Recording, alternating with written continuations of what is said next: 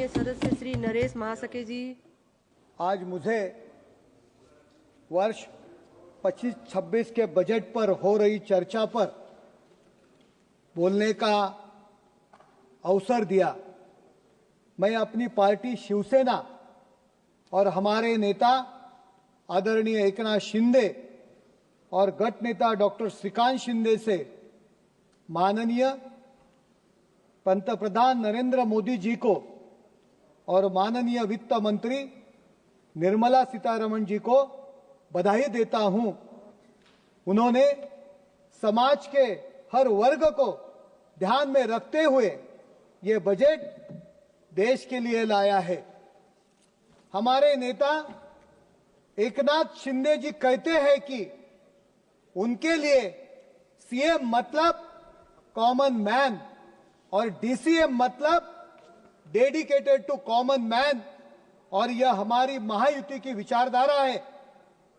किस प्रकार common man के लिए काम करे और उसे लाभ दो। एक तरफ हमारे लिए कॉमन मैन है तो दूसरी तरफ विपक्ष में एक कॉन मैन है, यानी धोखाधड़ी करके झूठ बोलकर जनता के साथ छल करने वाला ये कॉन मैन कभी अभय मुद्रा में चले जाते हैं, कभी आलू डाल के सोना देते हैं, कभी अपने भाषण में हलवा को मलाई बोल रहे हैं। उनसे हम और कुछ उम्मीद नहीं कर सकते। ये विपक्ष वाले कोई मौका नहीं छोड़ते हैं महिलाओं का अपमान करने का। ये महाराष्ट्र वाले सांसद वर्षाताई को कभी मौका ही नहीं दिया भाषण करने का, क्योंकि उनका वसीला नहीं है। वर्षाताई, मैं आपको निमंत्रण देता हूं, एनडीए में आओ। बाकी लोगों के लिए ये कहता हूं, जिन्होंने हमें रोकने की साजिश रची, मुझे रोकने की कोशिश मत करो। जिन्होंने हमें रोकने की साजिश रची वही आज हार कर अंधेरे में बैठे हो। सुनो महाराष्ट्र के कांग्रेस वालों, महाराष्ट्र की जनता ने फैसला सुना दिया, विरोधियों का मुंह काला कर दिया। आपका मुंह महाराष्ट्र की जनता ने काला किया, इसलिए आप चुपचाप बैठो। राष्ट्रपति जी का पद इस देश का सर्वोच्च पद है और हमें गर्व है कि आज उस पर द्रौपदी मुर्मू जी विराजमान है, जिन्होंने अपनी मेहनत और त्याग से वो यहां तक पहुंची है। लेकिन कांग्रेस वालों ने आदिवासी वर्ग से आने वाली महिलाओं का अपमान करने का काम किया है। पहले सोनिया जी ने ये अपमानजनक शब्द इस्तेमाल किए और इन्होंने ऐसे ही अपमानजनक बातें वित्त मंत्री हमारे निर्मला जी के लिए और हमारे नरेंद्र मोदी जी के लिए भी इस वाक्यों का प्रयोग किया।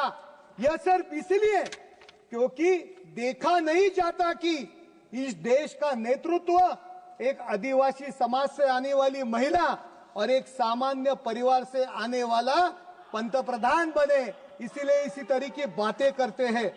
मुझे उम्मीद थी कि विपक्ष की नेता कुछ जिम्मेदारी से अपनी बात रखे। विपक्ष का नेता पहले 5 मिनट सुन के मुझे लगा कि शायद अभय मुद्रा में रहने से उनके ज्ञान के दरवाजे खुल गए होंगे, क्योंकि वो प्रधानमंत्री जी के तारीफ कर रहे थे, अडानी और अंबानी जी की भी तारीफ कर रहे थे। वो शायद अपने मन की बात कर रहे थे, लेकिन फिर उन्हें याद आया कि उनके मुंह से गलती से सच निकल गया। फिर उन्होंने यू टर्न लिया और कांग्रेस पार्टी की मन की बात कहने लगा।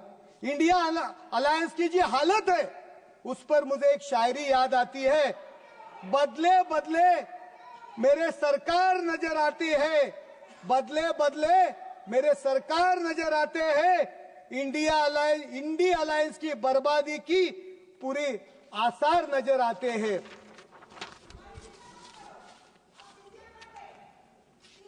ये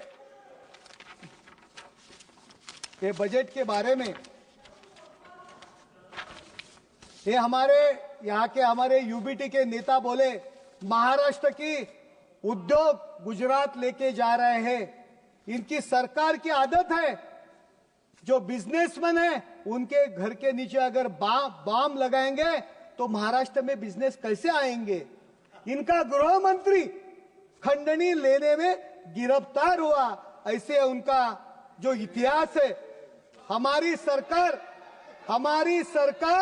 2014 से सपना था कि हर नागरिक का अपना घर हो, इसलिए सरकार ने पंतप्रधान आवास योजना शुरू की थी। मुझे खुशी है प्रधानमंत्री आवास योजना का विस्तार करते हुए 3 करोड़ अतिरिक्त परिवारों के लिए नए घर देने का निर्णय लिया गया है। इसके लिए 5,36,000 करोड़ रुपए खर्च किए जाने की योजना है, जिससे न सिर्फ पूरा देश बल्कि मेरा महाराष्ट्र और मेरे ठाणे लोकसभा के नागरिकों को भी अपने लिए घर मिलेगा, जो उनका अधिकार है।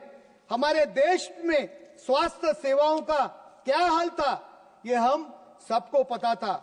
महंगा उपचार परिवार को गरीबी में धकेल देता था, लेकिन हमारी सरकार ने आयुष्मान भारत योजना लाकर इस समस्या का निवारण किया है और आज 12 करोड़ परिवार और 55 करोड़ नागरिक इस योजना के वजह से अपना इलाज बिना किसी आर्थिक असुविधा से करवा रहे हैं। और मुझे खुशी है कि आयुष्मान भारत योजना के अंतर्गत 70 वर्ष और उससे अधिक उम्र के 6 करोड़ वरिष्ठ नागरिकों को स्वास्थ्य बीमा देने का फैसला हुआ है और अब इस वर्ग को भी हर वर्ष 5 लाख रुपए का हेल्थ कवर मिलेगा। सुन रहे हो कि नहीं?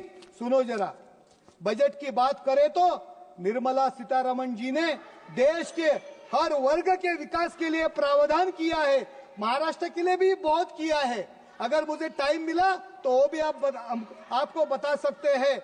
ये बजट गरीब, युवा, अन्नदाता और नारी सशक्तिकरण को समर्पित है और भारत को विकसित भारत बनाने की दिशा में एक महत्वपूर्ण कदम है। आर्थिक मजबूरी, कर सुधार, कृषि विकास, स्टार्टअप्स को बढ़ावा, रोजगार सृजन और टेक्नोलॉजी में आत्मनिर्भरता इस बजट के मुख्य स्तंभ है। इस बजट का सबसे महत्वपूर्ण प्रस्ताव जिससे हर मध्यम वर्गीय परिवार को फायदा मिलेगा वो है 12 लाख तक इनकम टैक्स की छूट। मैं देख रहा था कि जैसे ही वित्त मंत्री जी ने ये घोषणा की उसी वक्त विपक्ष के साथियों का मूड बदल गया, क्योंकि वो स्क्रिप्ट रेडी करके आए थे कि बाहर निकलते ही मीडिया को बोलेंगे ये बजट सिर्फ अमीरों का है, इसमें मध्यम वर्ग के लिए कुछ नहीं है। लेकिन मुझे खुशी है इस घोषणा से, इससे जनता के हाथ में अधिक पैसा बचेगा, जिससे खपत और बचत दोनों को बढ़ावा मिलेगा। किसी देश के विकास में सबसे महत्वपूर्ण योगदान इंफ्रास्ट्रक्चर और रोजगार का होता है और उसके लिए 1.5 लाख करोड़ का कैपिटल एक्सपेंडिचर राज्यों को मिलेगा, जिससे नए इंफ्रास्ट्रक्चर प्रोजेक्ट में निवेश होगा। ये भी महाराष्ट्र के लिए है। ये बजट गरीबों को सशक्त बनाता है, युवाओं को रोजगार के अवसर देता है, किसानों को आर्थिक मजबूरी देता है, महिलाओं को आत्मनिर्भर बनाता है और भारत को टेक्नोलॉजी और स्टार्टअप के क्षेत्र में आत्मनिर्भर बनाने का मार्ग प्रशस्त करता है। प्रधानमंत्री मोदी जी के नेतृत्व में ये बजट देश को आर्थिक रूप से मजबूत, आत्मनिर्भर और वैश्विक शक्ति बनाने की दिशा में एक ऐतिहासिक कदम है। मैं इस बजट का समर्थन करता हूं और इस सरकार के ऐतिहासिक प्रयास को भी बधाई देता हूं। और अंत में एक शायरी के साथ अपनी बात समाप्त करना चाहता हूं। हमने तो समंदर के रुख बदले हैं, हमने तो समंदर के रूप बदले हैं। मोदी जी ने सोचने के सलीके बदले हैं। आप कहते थे कुछ नहीं होगा, आप कहते थे कुछ नहीं होगा। हमने आपके भी सोचने के तरीके बदले हैं। हमने आपके भी सोचने के तरीके बदले हैं। धन्यवाद।